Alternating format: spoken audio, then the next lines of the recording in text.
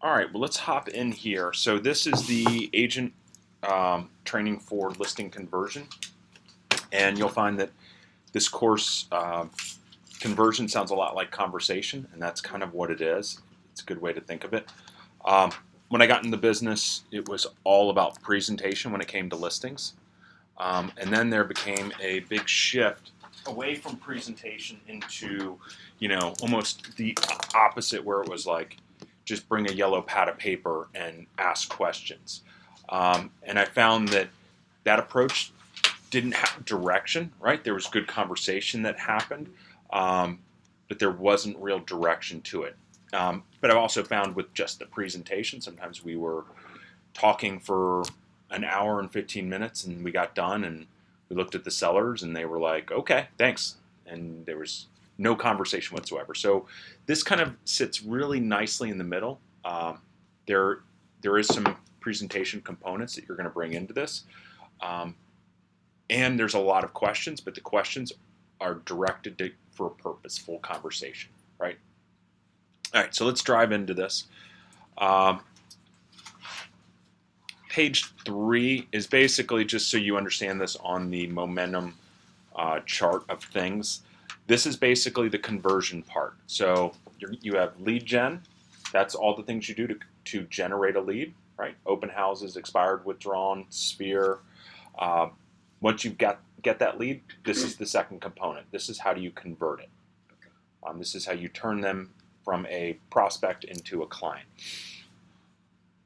All right. Page 4 is the financial consequences. This just gets into, again, I think with any of this, as you work on and through learning programs, you're going to get better at it. You're going to become from consistent to efficient, from efficient to proficient, right? I'm coaching girls lacrosse right now to third and fourth graders, and we talk about that. There's discovery, right? And then there's proficiency, and then there's mastery, right? And you have to go through all phases, but it just doesn't happen overnight. And sometimes we expect magic bullets, and to be really successful in any business, you've got to be able to work at it and have a plan of things to work on that are successful. And again, the listing conversion plan, this just shows you, this is sellers. We're looking at a relationship-based listing method. Things you need to know are going to be your confirmation dialogue of your appointment, your 3 message dialogues that you're going to deliver during the appointment, and then a closing dialogue. Things you need to have, and they've got a list of things you're going to need to have. And while we're on this page, I always talk to folks, because some people are like, oh, I hate listings, right? Or I prefer buyers over listings. And it became really kind of evident that there is a big-time relational difference between buyers and sellers. And those of you who've been through this class, you've probably heard me say this a million times, but when you work with a buyer, if you think about it literally and figuratively, they don't pay you any commission, right? Yeah.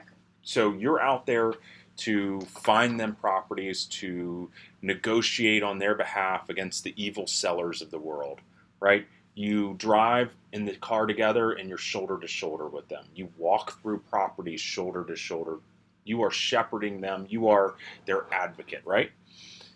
Take the relationship with the seller, right? It is you come to the front door, you're face to face. You walk through the property, you come and sit down at the kitchen table, you're face to face. Off the bat, your first kind of meeting with your sellers, you are negotiating with them, against them, however you want to phrase it. There's negotiations, right? They feel you want to list the home for the least amount of money, for the longest amount of time, for the most amount of commission, right? And so we're trying to make sure that they list the home correctly for the appropriate amount of commission and for the appropriate amount of time. So you just start off with a negotiation relationship. But there is gold at the end of this rainbow. If you look at the NAR survey, at the end of the transaction, buyers are more likely to only refer you one time after a transaction, which is crazy because you think all the hard work you put into these buyers, and you're most likely going to get one referral out of them. Sellers, they equally refer all the way up to 4 times. You're almost more likely to get 4 referrals from a seller than 3, than 2, than 1. So sellers refer more often, right? So there is gold at the end of that rainbow, but it's a more difficult relationship. You guys experience that in your own business? Yes. Buyers are easier to work with. Yes. Sellers are a little more difficult. Yeah. Okay. I can't say because I think it's all depending on the people. Yep. To be honest. Each transaction. Yeah. So let's look at attitudes. So core beliefs. So kind of coming into this, I think you have to have the right attitude about the listing process. So we have 14 core beliefs in converting listings. So real quick, looking at this, are there any that jump out at you? I live in a world of listing abundance. It's kind of it's not necessarily the case. It's not? Well, it should be a core belief, and there's a lot of houses out there, Okay. but So why can't you list them? it's a good question. Okay. But there are plenty of listings. It's not like there's 4 of us in the room right now. There's not 3 listings available this year in Montgomery County, right? Where one of us isn't going to get a listing, right? There are plenty of listings out there, and you all have run into listing agents who you're like, they're terrible, and they get listings, right? So it's there is plenty of business out there, and what I always talk to people about also is visibility beats ability. Where you are losing the game because you're just not in front of certain people, right? No, you're not going to get every single listing in Montgomery County today, maybe in like 2 years, but there are plenty of listings out there. It goes to number 3 also, which is you have to have duplicate process. You have to have processes and systems in place in each part of your business. To have system to be in front of people, so that you can get those opportunities. Goes back to what we were talking about before, how easy it is, or how easy you want to believe that it's working with buyers versus sellers. If you have the systems in place, it's equally easy to work with each of them. So. Right. Yeah. And I guess we'll talk about that. And one I like also is there's no growth without discomfort. And I think the more comfortable you are with discomfort, the better you're going to be. Because in anything you're doing where you're learning something new, you're going to hit. So they always talk about this unconscious, what do they call it? Unconscious optimism. When you go into a process or you go into a task, right? You're like, I want to learn about how to do listings better, right? You're excited, you're fired up. I can get 20 listings this year, increase my income, all the great things you want to do. But once you start hitting a wall, you get a couple of rejections. Now it becomes discomfort. You get into discomfort, and it's a lot easier just going back to the way you used to do things and not push forward. So just realize when you feel discomfort, it's usually a good sign, right? That means that you are hitting an area where you're growing. Anything else that you see in here? 6, cost is only an issue in the absence of value. And this is so true in today's market. 10, homes sell for 2 reasons, price and exposure. We go over this a lot, especially when it comes to pricing boot camp, right? So if you think about it very simply, if you took a listing tonight, put that listing paperwork in your briefcase and never told a soul, right? It hasn't been exposed. But typically what happens is the second it goes in MRIS, 98% of the buyers see it, because 98% of the buyers are doing their search online. So pricing is the one thing that is really critical, and that's what we're going to go over on Monday. All right, anything else? One thing that comes up is 13 sometimes. What's put in motion stays in motion. This is a pricing belief. We all been there before, where you overprice a property. So now, hey Denise. So now we're having to bring the price down to market value. Now you have 35 days on the market. You were at where market value should have been, but now the market feels something's wrong with your property. So now you got to bring it down even more. Well, the sellers just reduced it. Now they want to wait another 30 days. So you're constantly chasing the market. So typically what happens is you have to go below market value to get it back under contract. So that's what that what's put in motion stays in motion. We're on page 7. 7 vital. Yep. I just want to know, with all the, with the data out there, Uh-huh. what makes pricing so difficult? To me, it's there. What makes it difficult is the seller to be on the same page and to convince the seller.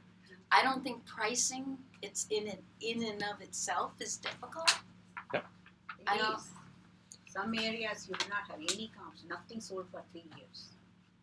Well, if you Oh, priced it at okay. $1, it would sell, Yeah, that's right? what So I'm pricing is relatively easy. You're right. I just think And you used a good it's- word. You said convince the seller. And if you're spending your presentation convincing a seller, you're going to be in trouble, because typically what happens then it becomes, and we're going to talk about this on Monday. It's opinion versus opinion.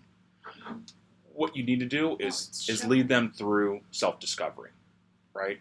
It's just like any kind of teaching. If you can get someone to kind of be on board, to see, where they need to make decisions and make correct decisions, Mhm. it's much easier than trying to convince them of this is what's good for you, this is what's right for you, as opposed to them kind of experiencing it and understanding it.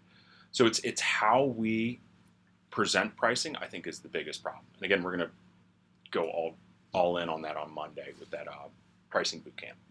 But you're right, because and we talk about that in the pricing boot camp. Why do so many properties expire and withdraw? overpriced. Right. I mean, that's, there's a couple reasons. Sure, some agents could just be terrible, but I know some terrible agents who've sold properties before. It's not about price. I mean, it's not about pricing or not about exposure. It's about pricing. Okay. So looking at the 7 vital listing agent responsibilities, today we're focusing on number 2, the lead conversion.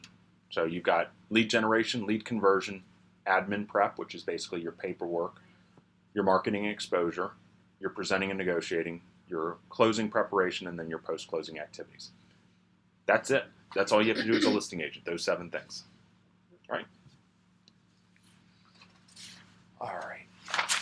So those are the 7 vital listing responsibilities, and that boils down to 47 listing activities. So within those 7 responsibilities are 47 activities. Lead conversion, which was number 2 out of the 7, that is going to be items 2 basically through 9. So we're just going to be on page 8. We're just going to walk through 2, 3, 4, 5, 6, 7, 8. But we give you the rest on pages, basically. This is a kind of an outline, but it's good to look at this and start incorporating this into your systems of your listing business. All right, listing department basics. This is on page 11. So the mission of our listing department is to ensure that sellers who work with me make the most informed, intelligent listing decision possible. Our vision is to attract serious sellers by taking an intentional and proactive approach to selling their home. And the model we're using is a relationship-based listing model, working as a collaborative team. So the approach is basically we've got a meeting, right? Establishing a win-win working relationship with our client, justifying the appropriate price, creating our 7-step marketing strategy, or wherever you guys do your marketing, feedback, holding the plan accountable, offer, maximizing the net sales price when we get an offer, and then inspections, negotiating repairs, and appraisal, and then closing, realizing goal of selling the home. So bottom of this page, this is something homework-wise. If you get anything out of this class, do this. This is a great first step, is understanding what your key indicators of success are, right? Because far too often we kind of talk about what we do in generalizations, right? I'm professional, I'm hardworking, I'm ethical, I'll lay down in front of a train for my clients. But what does that really mean in the home sale process, right? So where, I guess the results manifest are a manifestation of kind of your efforts that you put into it. So percentage of listings that sell, right? What's your percentage of listings that sell? Do you know? Over how? Just how many of them? So if you Over took 10, if you your took, career, if you took 10, over... well, it depends on this week. If you sold one, you took one and sold one, then you're It's 100%. 100%. Yes. 99.9. Right. Without getting ridiculous, but you should know what percentage of listings that you take that you sell, right? And then what's your sales price to list price ratio? And that's an important one. Last year I had 100.3% sales price to list price ratio if I throw out one of my listings, right? But see, that was one where and I'm kicking myself because with that number, when that number comes in, it kind of dilutes my total percentage.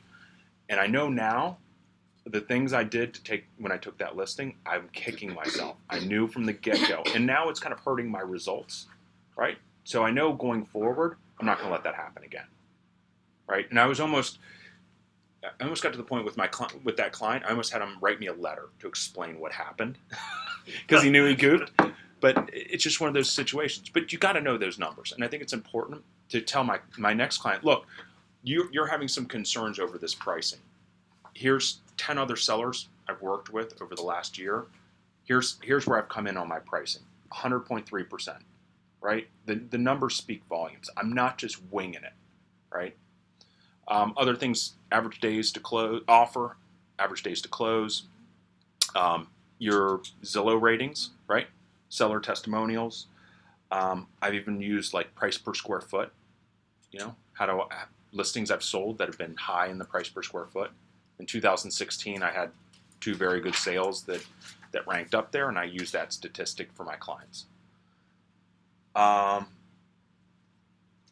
Let's see. Are there other things you guys use, other statistics you guys have used to demonstrate value? I just had to demonstrate somebody else's numbers against my own. I literally just had to do a spreadsheet because he came in way high to what we were coming in at, and was trying to say that the long, crazy gravel driveway wasn't going to be an issue, and the fact that it didn't have a basement wasn't going to be an issue. Yeah. How do you say a basement is not an issue Oh, if everybody else has a basement and you don't? Yeah. But we knew a couple things, not who they were interviewing, but a couple things, like we knew it was a Long Foster agent. We knew it was another agent that sold the most houses in the area besides us.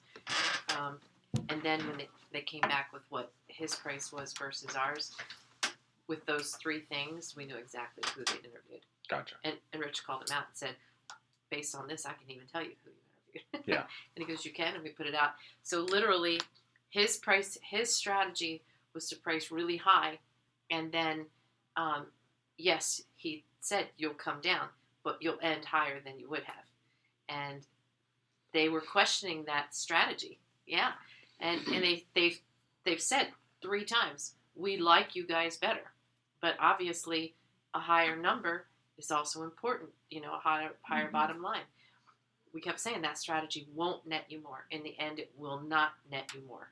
And so the guy said, could you put your numbers together for me? Basically these, what's your list to sale price ratio? That's all he really asked for. But I included days on market because that was a key indicator to how long did it take to get that lesser number.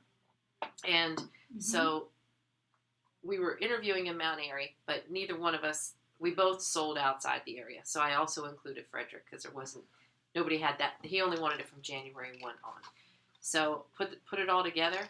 Our numbers were the amount, our list to sale price, including seller help, was like this much, and his was like this much. Yeah. I mean, it showed so clearly in the numbers. Right. So I do think that having these numbers makes a huge difference. Did you put the numbers of the other person Yeah, together? he asked me. I was gonna He say. asked, could you do that for Doug also if you have access to that information?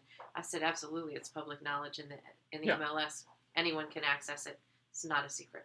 Yeah. That way he knew too. It was so public, anyone could find it. So I wasn't doctoring his numbers either. Correct. You yeah. know. I mean, ethically, Code of Ethics says you can't disparage another agent, but you can present data. I mean, Yeah, I would never have walked in Correct. with a spreadsheet against my competitors ever.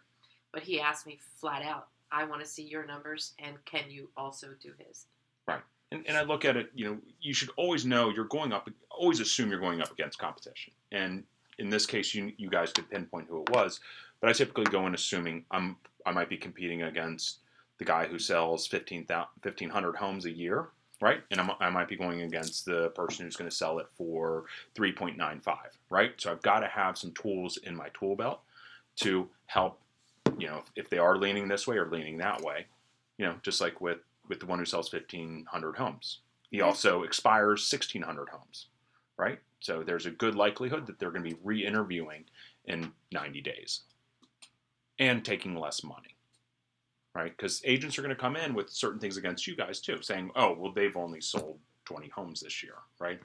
I've sold this many, right? And I think isn't that what counts though, too? What?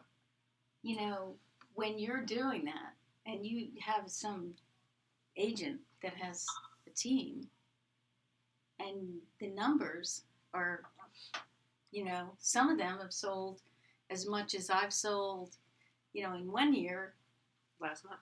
Yeah. Yeah. And so how do you... So, but they also expire and withdraw as many as they sell. That's true. So, I mean... And sometimes if it's just a team, you're just simply saying, that's a team. They have a different structure. One, they've got a lot more agents. So, yeah, they're going to have more sales. Mm-hmm. And it will have to do with the confidence that you have, what you present. Because sellers, they don't want the agent that sells the more necessarily. They want the agent that they believe can get the better result for them. Some people as long don't. as you're confident and you know what you're talking about. And some people don't want a team because they'll ask straight up, how does your team work? Are you going to be the person I talk to next week? Mm-hmm. Or now do I get shuffled off to this person, and does your left hand always know what your right hand's doing? So I wouldn't worry about it. That's a good point. Use that. No, I do too. And page 12 gets into, in kind of nailing this point, is presentation versus conversation, right? And it's understanding what's important to the client. Because again, it may not be the number of, because again, I always look at this as they don't care how many homes you've sold, they care about their home, right? Mm-hmm. And selling their home is most important. So talk about presentation versus conversation, and kind of taking it to the next level, it's conversation versus effective conversation. Denise, I started the class talking about, kind of we used to been preached to have these big presentations, then it was kind of flipped it to just bring a yellow notepad. But the conversation, we sometimes didn't have direction with it. And I think having an effective conversation means asking the right questions, having a purpose behind that conversation. All right. So 5 stages of converting a listing. So this is the structure and flow of your listing appointment. So there's going to be pre-conversation activities, right? So getting the phone call that comes in, it's asking the right pre-listing questions.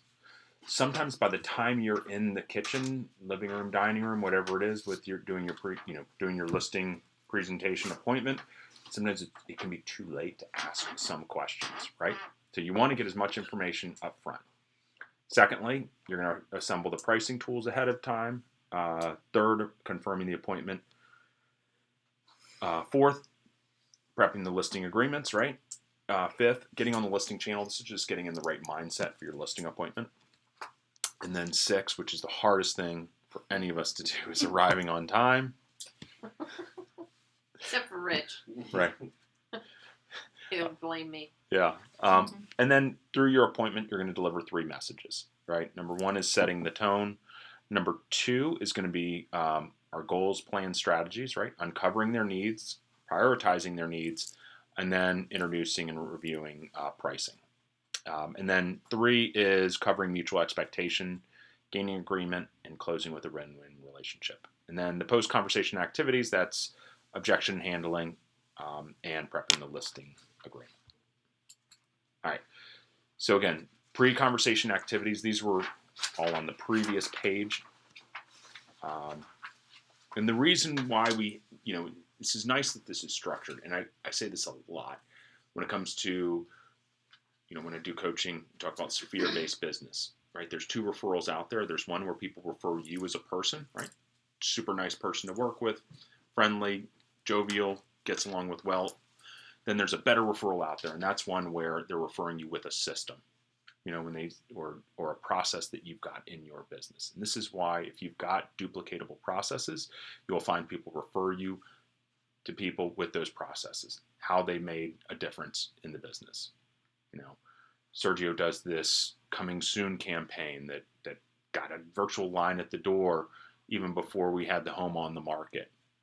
Multiple offers on Monday, all because of this coming soon campaign that he does, right? That's a great referral, as opposed to, he's a great guy. Okay. Next page, 15. So this is the Ask the Pre-Listing Questions. So this is a pre-listing questionnaire. This is kind of generic. This is taken also from a Texas marketplace. So there's some things that they ask that we don't ask, and vice versa. Name, address. If there's a mailing address, are they the sole owner? All their contact information through 7. 8. Will you need to buy another home? Right. This is important to know. Sometimes we get so excited when that listing call comes in, and we just, we're just like, yes, yay, book the appointment. And then we just missed a great opportunity to learn a lot of information, right? Type of home they're selling, square feet, bedrooms, bathrooms, garages, condition. There's ways to ask these questions without just saying, hey, what's your condition? Check excellent, good, fair, or poor. I always ask them, what are modifications you've made to your home over and above what your neighbors have done, right? They'll know that in an instant. Mm-hmm. Or I'll say something along the lines too of, there are certain things we can glean from the public record and on the computer. There are things I can't know until we get there. It would help me to know what you've done in the place. Yep. So I've just worded that way too. How long have you owned the home? Again, that's at, have you made any updates, improvements to the home? What prompted you to call me? Will you be interviewing other realtors? This one, 16, some people don't ask this question. 75% of home sellers, if you look at the NAR survey, only interviewed one agent. So maybe you don't want to, potentially plant that seed. That's up to you, however you feel. I mean, I'm 50-50 on that question. But it's your own comfort level. I think people generally say it now too. Yeah. They'll say, I'd like to interview you. Oh, if they say that, then I know they're interviewing other agents. Because they didn't just call me to list their house. You know what I mean? So you can kind of figure it out. If you're having all this conversation, it comes up. Yeah. I'm with you, though. I don't plant the seed. I'll glean whether I think they are or not. Yeah. And then when I sit there to meet them and I'm face to face, I'll point blank ask them if I'm not sure. Yeah. I don't usually ask them. And typically your You referrals. mean you don't ask on the phone? Is that what you're saying? Yeah, I generally don't. They'll either usually tell me, or I can tell by the way they're speaking to me and the questions they're asking me that they've pulled some questionnaire off the internet, and on that questionnaire it's going to say interview 3 agents. Yeah. Here are your questions. Mm-hmm. Generally, your referrals, what were you going to say? Yeah, with referrals, I don't ask that question because I don't even want to. I know in the back of my mind I'm going to prep that there's other agents just to make sure. I've learned my lesson on that, but I won't ask that question of my referrals. If it's a colder lead, I'll start asking. Well, when do you plan on making a decision on when you'll list the property? Yeah, leading questions that will make them say. Well, why? Do you mind me asking why are you looking to wait for 3 months or 2 weeks or Friday? It's, we have another agent coming in on, those things. And I think a lot of people will tell you too, because they want to make sure that that when you come show up, you're just interviewing, you're not coming to sign paperwork. Yeah. I like also getting to, do they have any idea of what home value, they have an idea of their home value. Sometimes people say, well, that's why I'm calling you in. well, have you had any appraisals lately? And hopefully by then I'm online, I'm looking on MRIS and starting to kind of glean some information where the property is. Then I can ask a little more questions. Some people don't like asking those questions up front. I like to get a gauge of at least what ballpark I'm in. If they're completely off the rails, or if they might be on point as far as what they think the home is valued at. There's one question that I don't see, and I think it's very important, is what prompts you to make this move? I see it prompt you to call me, but not to make this move, which goes directly to their motivation. Yeah, and sometimes that's when we're going to go through in the interview. The motivation, though, it might be too remote to start asking those questions, because you want to have some of those conversations face to face, because the motivation is when you want to see how they react to that. A lot of times people are going to throw out a couple different things, Okay. and you want to be able to ask some follow-up questions to really drill down. Is that really the motivation, or is it something else? Okay. I do ask those Okay, questions excellent. just because I want to have a feeling. I understand that I may get the wrong answer. I won't get the right answer or the correct answer all the time, but at least I get a feeling on how, what to expect. Yeah. It's completely different if they have a job offer somewhere else and they have to move versus, I want to try out and see what I can get for my house. So, A lot of times I feel like people, like sellers, are just wanting to know what they can do to get ready for time in the future. You know what I'm saying? Mhm. Yeah, I Yeah. usually just ask, what's your time frame? That way I know whether Yeah. I need to go meet with them tonight, or they can meet next Saturday or this Saturday. Yeah. But I don't get into all the nitty gritty, just what's your time frame? And then they might say, well, I have a job transfer, or, right. you just know, a I general. think I'm going to list in the spring. Then I know I can fit it in my schedule, or I need to make my schedule work. But are they going to wait for you? Like I did that one time. That's what I mean. They just If went. you ask their time frame, they'll tell you. And yes, they can wait a week or till the weekend, or they need to see me tonight. Yeah, and if you do ask the question about other realtors and have you set these appointments, there used to be you want to be the third agent in. There's risk to doing that, because some Sign up right away. yes, some folks will. There's some very good agents out there that'll either going to get hauled out by the police, or they're going to get the listing agreement. One or the other. Not mentioning any names, but her initials are K. Yeah. So we know some folks like that, and so you run the risk if you wait to be the third agent coming in. There must be bored to listen. Also, third time to go, third person. Yeah. They Hopefully, must what be really happens. tired, and Yeah. after listening to both of them, And I think some of the they might not. 10 years ago, when maybe people didn't have as much access to real estate information, that by the time you got there's the third agent, you've been educated, right? They're Yeah. up a little bit, so now you're talking a little more on level with them. I think you're right. I think now people have a little more information that they're coming in. Potentially, they have enough information to make a decision even at appointment 1. But this is, again, this is something I think to develop and make sure you've got something by your phone, handy that this is, I've got to ask these questions. Talking about that, do you guys send out pre-listing packages? No. Okay. You do? By email, by mail, drop off? Do it by email. Okay. You don't copy those several documents. Okay. I did also that phase. Yeah. Do you do pre-listing? Basically, it's the same thing as what I bring. Okay. With me. But yeah. Okay. If I have the time. I mean, I don't always do it. So step 2, which isn't written into this, at the top of page 16, step 2 is going to be assembling the pricing tools, right? That's when you're privately going to go start looking at the CMAs. Step 3 is you're confirming the appointment, right? Confirm the appointment 3 to 4 hours before your scheduled meeting. If the meeting is before 11 a.m., do it the night before, right? And this is just the script for confirming your appointment. Part of this talks about the other party, making sure the other party will be at the meeting. Because if they're not going to be there, and they're a decision maker, something's wrong, right? Either they're just punting this thing and they just want to get a price out of you and they're already deciding who they're going with, or you're going to have to represent to the spouse. So it just shows that And they're it never goes as well a second time. right. Just doesn't. Right. Yep. They ask questions out of order. You know, they already got info from their spouse. I will not have a meeting unless both people are there. I agree. I've had that. Learned enough to know. All right. I'm in that position right now.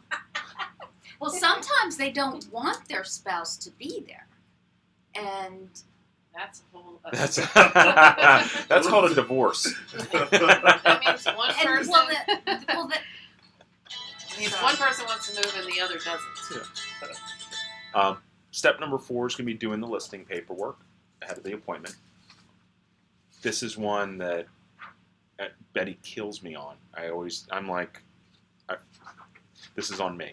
Always make sure you get your listing paperwork done. Always Right. assume you're taking the listing when you're going. Even if they tell you they were going to wait 6 months, always bring it. I actually sent, samples of the listing agreement with my,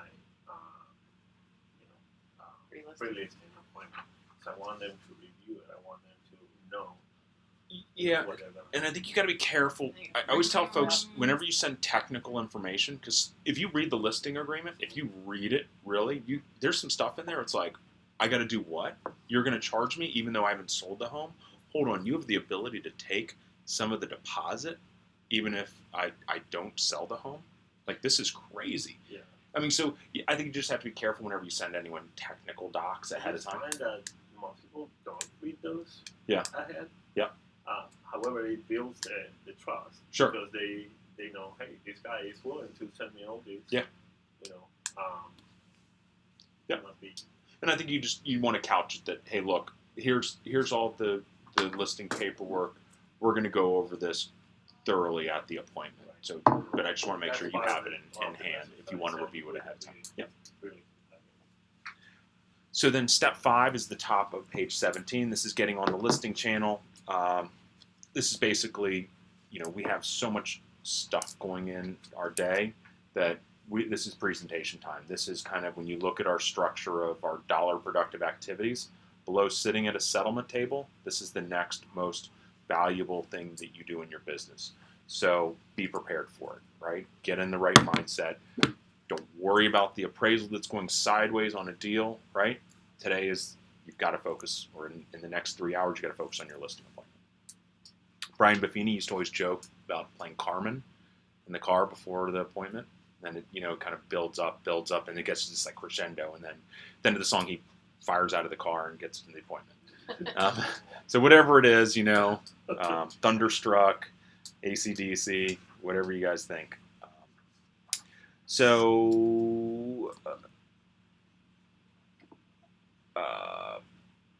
Okay. And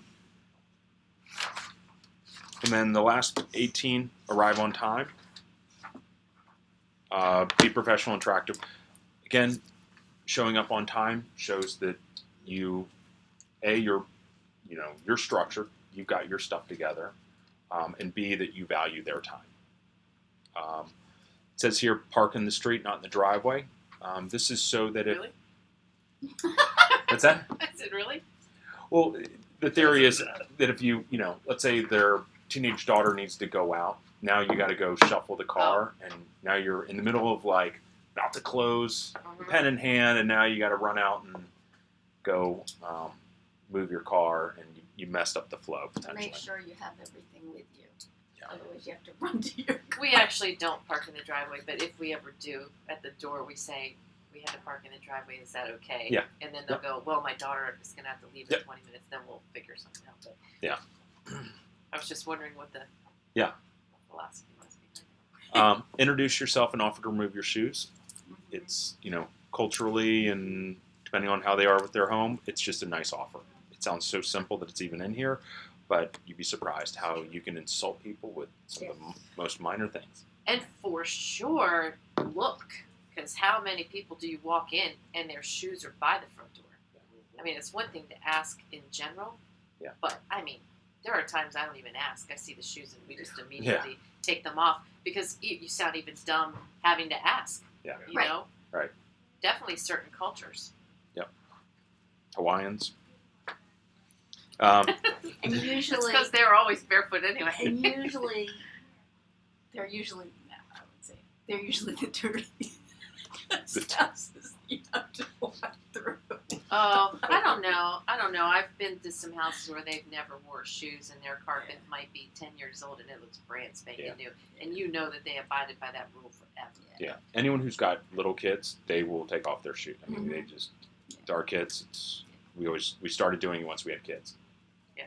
Just, you don't know That's what's true. on your feet, and the kids are on the ground. So so what we want to do is set up camp at the kitchen table or dining room table. The worst appointments I've ever had have been sitting in the living room in that like broken couch like this, hunched over, like trying to reach papers across to someone, like showing them a CMA from over here.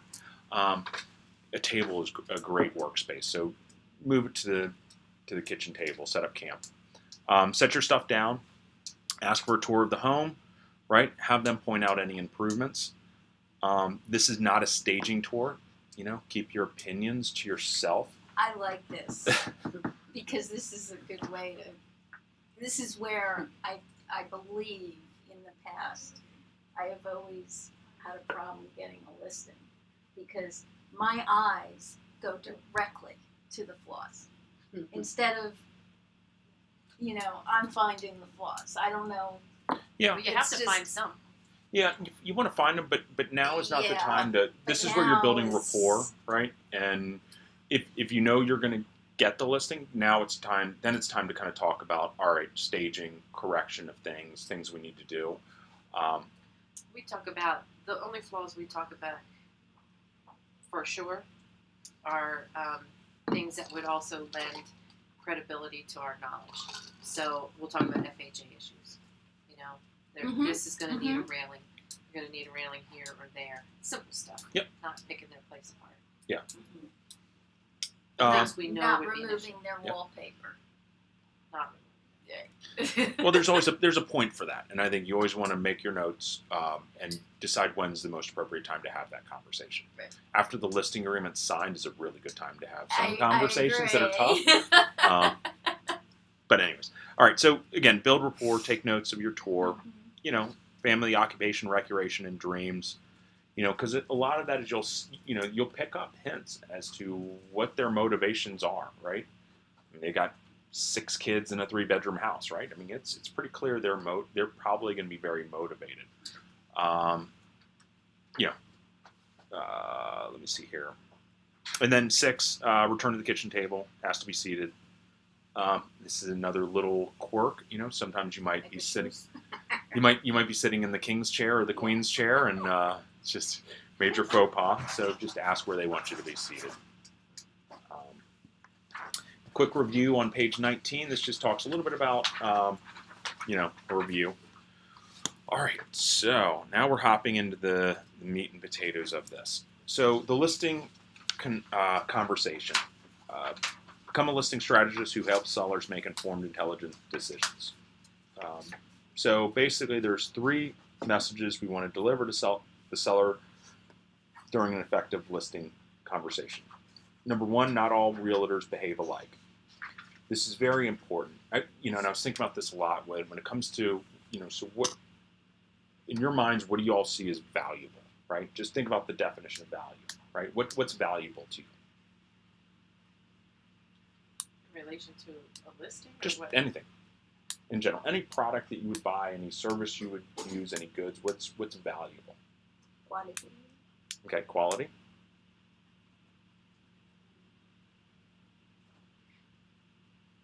Behavior.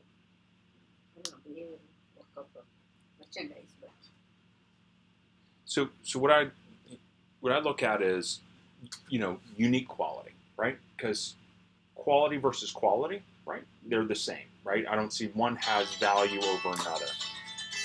But sometimes what you'll find is that there is unique quality in one product versus another, right? Sometimes it's relational, right? There's some products that I use just because, Waffle House, it was the last breakfast I had as a free man, right? That I remember Waffle House, right? So, but there's some things that you buy because it's a superior quality that you can't get elsewhere, and that's what you almost want to build within your own business is that unique quality, right? Because so much of the realtors, we all look the same, we all talk the same, we all bring the same paperwork, we bring the same CMAs, right? And then we struggle with why can't these sellers see why I'm different, right? And I think it starts with you've got to understand how you're presenting and how you've got to start presenting a difference between you and the competition. Number two, we must find and agree upon the most appropriate price entry point, and this is going to get into, that's going to be our pricing. And then three, we each have roles and specific expectations. Those roles and expectations, that basically a lot of that is going to be into our marketing plan.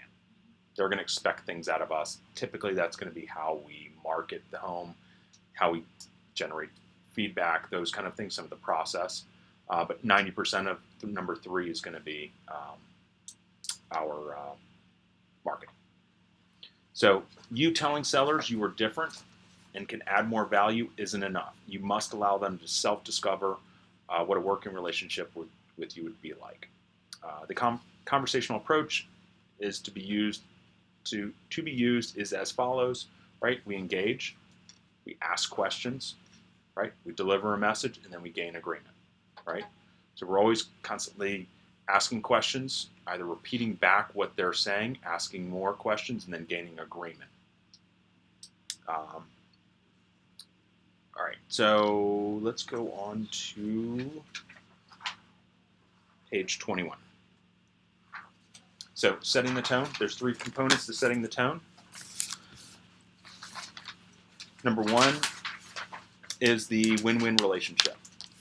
So this is the dialogue for a win-win relationship. First, let me say, I really appreciate you taking the time to meet with me. I want you to understand from the very beginning, my goal is not to come in and give you a presentation about what it is I think you want to hear, but rather to have a conversation to see if a win-win working relationship can be created. A lot of real estate agents are willing to sacrifice a win-win relationship in order to simply take a listing. I want you to know right up front that I don't operate that way. With me, it's a win-win deal, or it's win-win or no deal. So basically, I'm not going to tell you what you want to hear just to get your listing, right? And there's a lot of agents. I mean, I'll tell you, I could go and get every single listing in this county, right? I could pay the sellers $5,000, charge them nothing, and I could probably get a lot more listings than other agents out there, right? But that's not a win-win relationship if I'm losing money on it, right? So just getting a listing isn't the objective of the listing appointment. Make sure it's win-win for both of us. So once you basically establish that that's your prerogative, the agenda. Now, in order to create a win-win relationship, you must, number one, uncover your needs and goals in this transaction. Therefore, I'm going to ask you some very specific questions and take some notes. Will that be okay? Great. Once we've defined your specific needs and goals, discuss and agree the most appropriate price. After that, we'll thoroughly review roles and expectations. This is going to be my marketing plan necessary for a successful working partnership. Is that agreeable? Great. Great. I want you to rest assured that anything you say tonight will remain totally confidential. So please feel free to ask any questions and be open and honest with me as you feel you can be.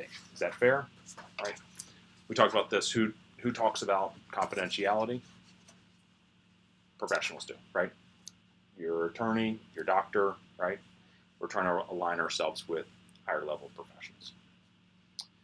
So with that said, let's talk about the vision of your successful transition. So on page 21, if you look, the bolded words are kind of the ones you want to know are most important. And in my mind, I always kind of go back to the purpose of my listing appointment, again, is uncover their needs, right? Get to a correct pricing, and then present on my marketing plan. Those are kind of the big three building blocks I need to establish. Okay, so 22, this is basically the needs analysis.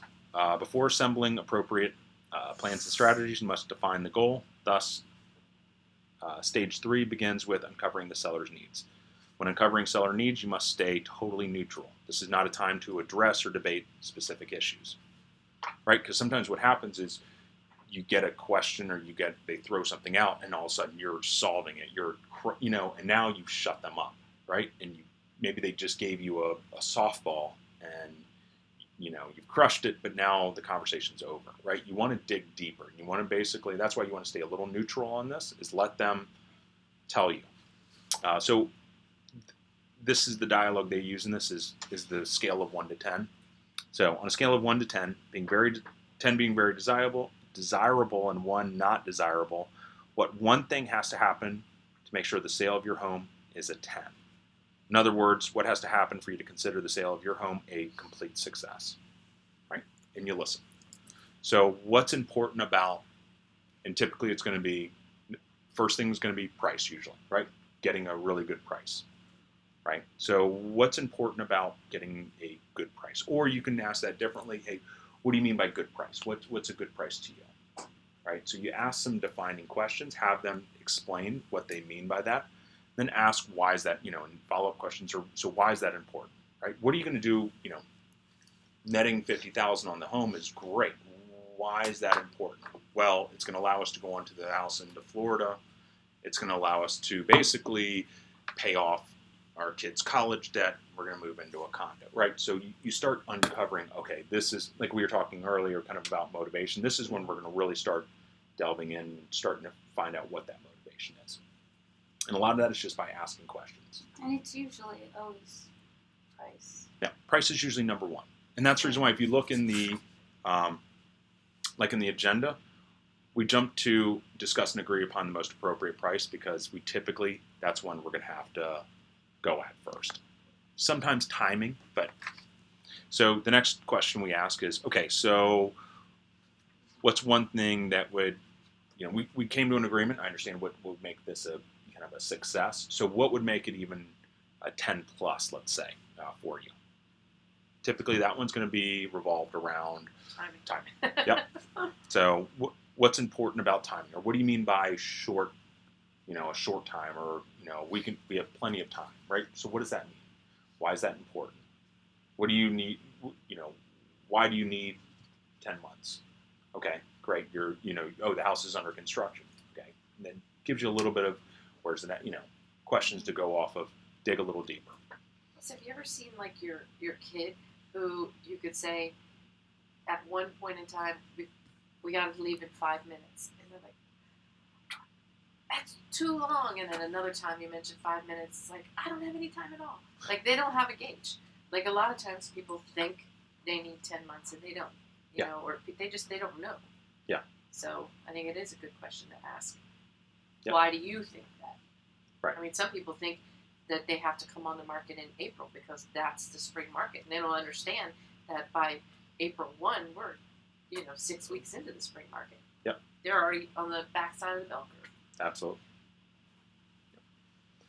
And then the next one is kind of getting into the third, because ideally there's 3 things that are going to come out: price, timing, and typically roles and expectations. Mm-hmm. Right? Communication. Right. So, what's one more thing that would make this a 10 plus, right? What's important about that? Is there anything else important to you about the answer they gave? So when repeating answers back to sellers, always use the exact words. This shows that you are listening. Again, uncovering needs is critical. Typical agents just assume that sellers want the most amount of money, want to sell it quickly, right? And the least amount of hassles. Sometimes it's not always the case. You want to delve in and figure that out. Again, the reason why you want to delve in and figure this stuff out, big picture, is you want to find out what that motivation is. Once you understand that, throughout the process, what will happen then is they will sometimes throw stuff out there that violates that goal, right? Well, if you overprice the property, right, you're going to sit on the market for a whole lot longer, which will delay you getting into Florida, potentially losing market value, and that's going to violate your ultimate goal. If we can find a way to get you here, then why do you want to violate that goal? I like that terminology. What's that? Violating that plan will violate your goal. Right. I mean, I do. I like it. But you got to understand what their goal is, as opposed to just assuming their goal is to make a bunch of money. All right. 23, these are just real world examples you can kind of walk through. On a scale of 1 to 10, what would be desirable? And this is good price. Okay. So what is a good price to you? Well, we need $20,000 to put down on the next home. So why is that important? Well, we want to feel like we made a good investment on our current property. Quick sale. So out of the home in 60 days, right? Ask what that is, and they say out of the home in 60 days. So why is that important? Well, we're building a home and don't want to have 2 payments. So what would it look like if you had 2 payments? Oh God, we couldn't do this, right? So if you got to a point where you got to the, and you're in the pricing part of it, and then they're doing something that using that word violate, we can kind of go back and say, remember you said you didn't want to have 2 payments. So this would probably put us in a situation where we might have 2 payments. And then the third question. So again, this just kind of walks you through some examples. Page 24.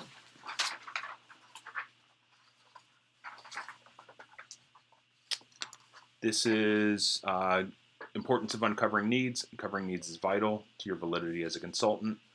And again, you might get pushback. Is this really necessary? Why are we asking all these questions of 10 plus? What else now? Right? How many pluses?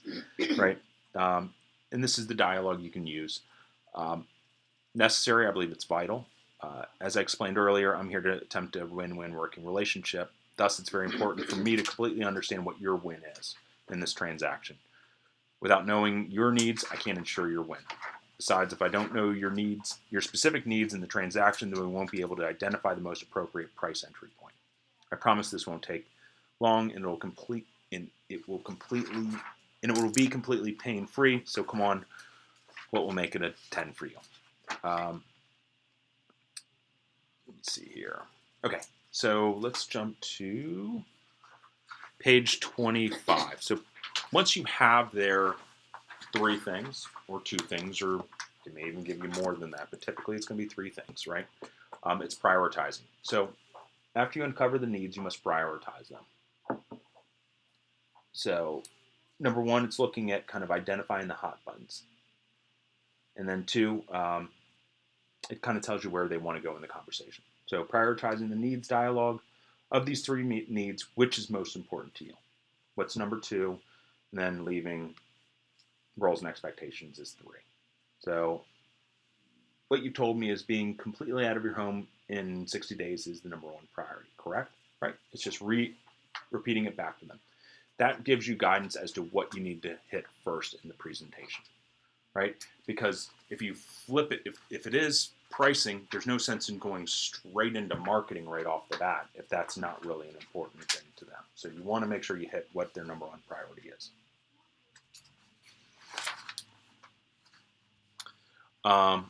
Transitioning to pricing tools. So I'm going to skip this section because we're going to go over this in the pricing boot camp. And this is kind of a dumbed down version of it a little bit.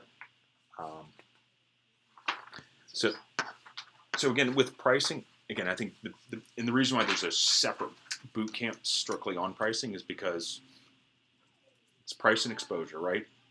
Once it goes in MRIS, the dirty little secret is it's exposed to 98% of the buyers. So it's pretty much out there. It's really pricing that's going to be the critical factor whether this property sells or not, or sells at the correct price. This is an introduction on page 28.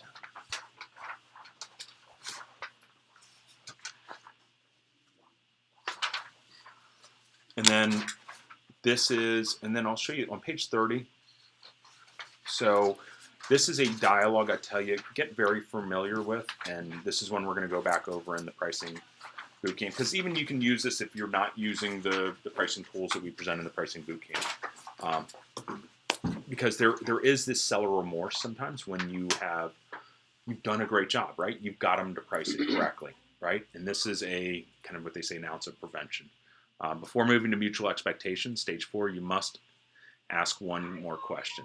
How would you feel if the home sells tomorrow? Right? Well, we'd feel like we priced it too low, right? And that can come up sometimes.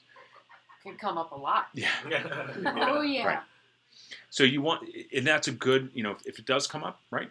You realize that maybe you've missed something in the presentation, or they have misunderstood something in the presentation.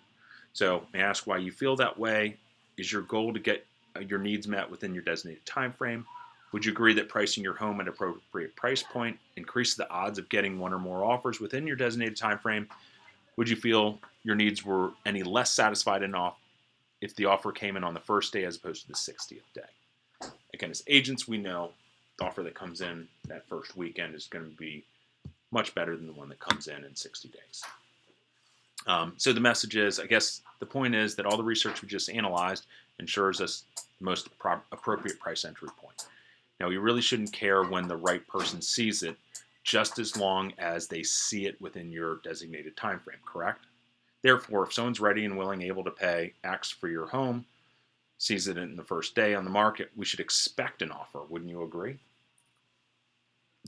You see, we really can't control when the right person sees it. We can only control if they see it. So if the right person sees it on the first day, this in no way means we priced the home too low. It just simply validates the fact that we priced it just right. We just add to that there are people out there watching for our house to come on the market, because we want to prep them too that your strongest buyers come out first. Yeah. You know, that there are people waiting for our house to come on the market, and as soon as it does, they 99% chance have an automated email already set up to them. It's going to show up in their inbox with inventory as low as it is. They're going to hightail it out there because if they want it, it's going to be there. Yep. You know?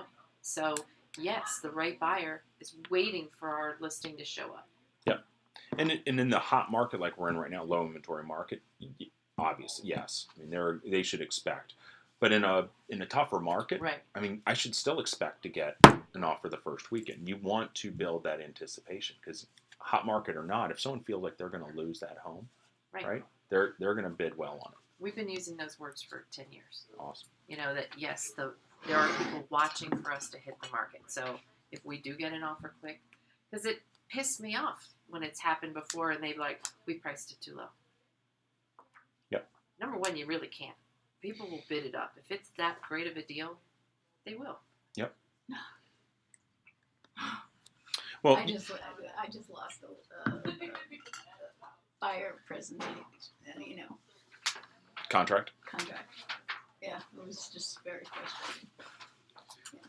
frustrating. Step 4 is covering mutual expectations. Once price entry point has been set, again, I've skipped over the CMA part of it. So once we've set the CMA part of it, then it becomes critical because, again, there's exposure doesn't happen unless we've got it priced right. You know, you could put, even if you got the cover of the Washingtonian magazine for your listing, if you've got $1 million on a 350 townhome, it ain't selling, no matter how much exposure you get it. Even in this low inventory. Yeah. Yeah. Wait, say this again. What did you say? I'm saying even if you put your 350 townhome that you're going to list for $1 million, if you put it on the cover of the Washingtonian, it's still not going to sell. Oh, yeah. For $1 million. So exposure doesn't do it. It's got to be pricing. Covering mutual expectations. So let's switch gears for a moment. Now that you've agreed on a price entry point, there's one more area we need to cover. It's been my experience that conflict only arises when expectations differ. Wouldn't you agree? Great. With that in mind, let's share with you what I feel you have the right to expect from me in my role as your consultant. And typically also in this mutual expectations, commission is going to come up, right? So what do you charge? What do I get for what you charge? So one of the things we go over here is your roles as an agent. So on page 32,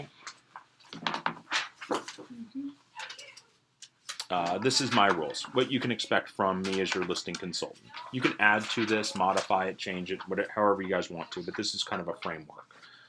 Item number 10 is market and promote your home in a professional manner. Reviewing the plan. So this is where you can go into your marketing plan. Also in this is... Do you include this as a part of your pre-listing package? Your roles? Not this Marketing specific. promotion plan? Mine's a lot more generic. Mine's very... My pre-listing package is a little more... Sorry, put it on the side. Yeah. A little more generic. Yep. Other things you want to add to this, I think, is being present at the appraisal. Mm-hmm. We had not only that, but that we're present at the home inspection too. Yep. 2 areas most agents never pay attention, That's and 2 correct. major areas that your deals can fall apart. Correct. In the past, I'd say, oh, don't come to the home inspection. Today, because the other agents typically sometimes they're not there, Right?